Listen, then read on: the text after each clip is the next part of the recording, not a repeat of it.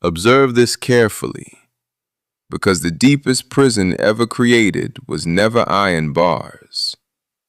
It was conditioned perception.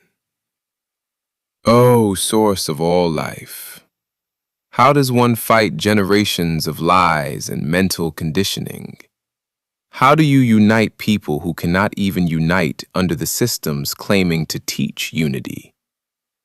Black Christians and white Christians, Black Muslims and Arab Muslims, Black Jews and white Jews, the same books, the same prayers, the same symbols, yet still divided by race, history, economics, and inherited fear. Which means the real division was never spiritual in the first place. It was psychological, social, political, and historical. Oh, source of all life, how do you heal minds shaped by centuries of separation?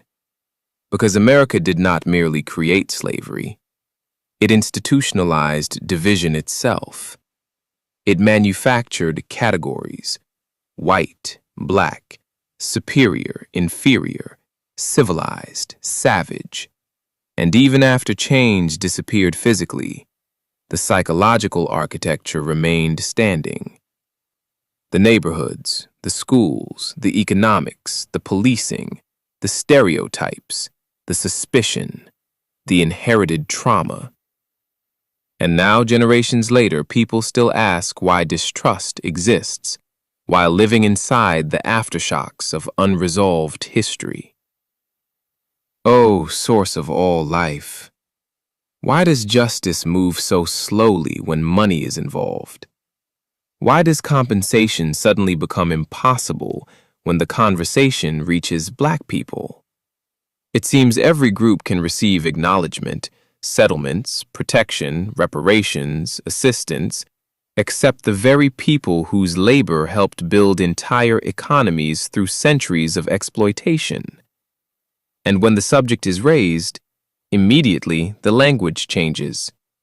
Too long ago. Stop playing victim. Move on. Yet history somehow matters deeply for everyone else. Do you see the contradiction?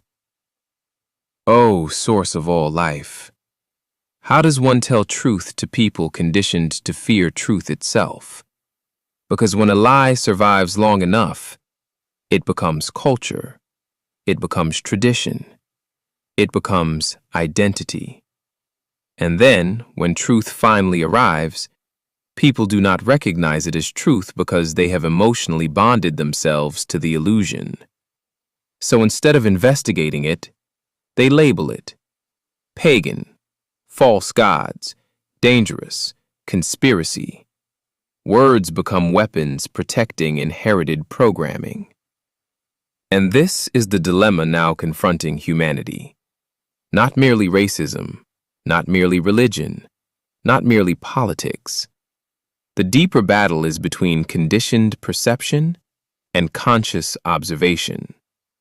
Because once a human being begins truly observing reality for themselves, many inherited illusions begin collapsing at once.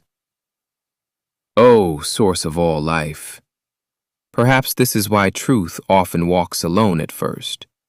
Because lies build crowds quickly, but truth requires self-examination. And self-examination terrifies societies built on inherited narratives. Yet even now, beneath all the labels, beneath all the religions, beneath all the racial divisions, every human being still breathes the same air, bleeds the same blood, fears the same death, seeks the same meaning, and depends upon the same source of life sustaining them every second. Which means humanity's greatest tragedy may be this: the source never divided humanity.